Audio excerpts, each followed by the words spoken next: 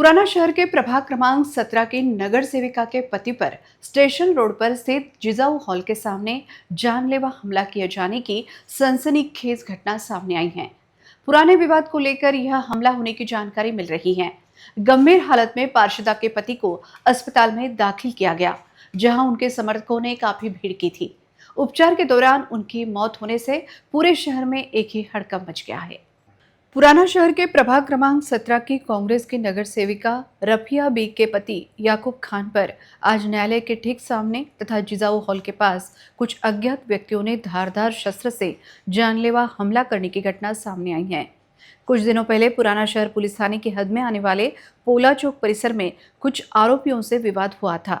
उसी विवाद को लेकर यह हमला होने की जानकारी मिल रही है। हमले में गंभीर रूप से घायल याकूब खान को पहले सरोपचार अस्पताल में दाखिल किया गया, लेकिन उनकी हालत चिंताजनक होने के कारण उनके परिजनों की मांग पर उन्हें आइकॉन अस्पताल में रेफर किया गया, जहां उपचार के दौरान उनकी मौत हो गई।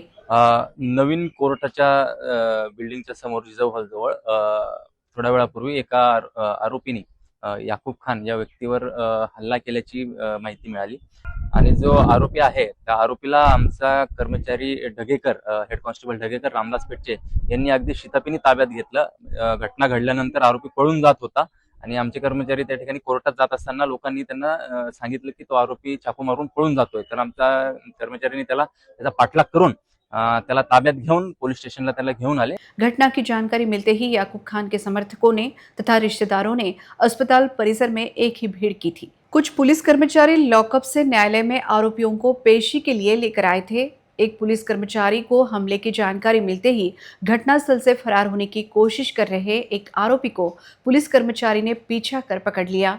ऐसी जानकारी उपविभागीय पुलिस अधिकारी सुदर्शन पाटिल ने दी। हाल ही में राष्ट्रवादी कांग्रेस छोड़ आए कांग्रेस में प्रवेश कर अपनी पत्नी को उन्होंने महापालिका चुनाव में खड़ा किया था। उनकी पत्नी भारी मतों से चुनकर आ गई थी। याकूब खान का टैंकर का व्यवसाय है। परिसर में उनका खासा जन समर्थन है।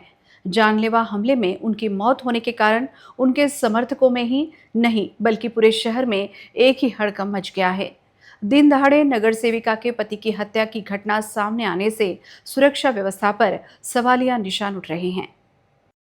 सर, अति रक्तस्राव झाल्यामुळे मृत्यू झालेला आहे। कारण काय, त्यांचं बराच एक अर्धा पाऊण तास तिकडे गेल्यामुळे आणि खूप रक्तस्राव झाल्यामुळे त्यांचं जो 3-1 लिटर ब्लड बाहेर आलेले, त्यामुळे त्यांना हे झालंय।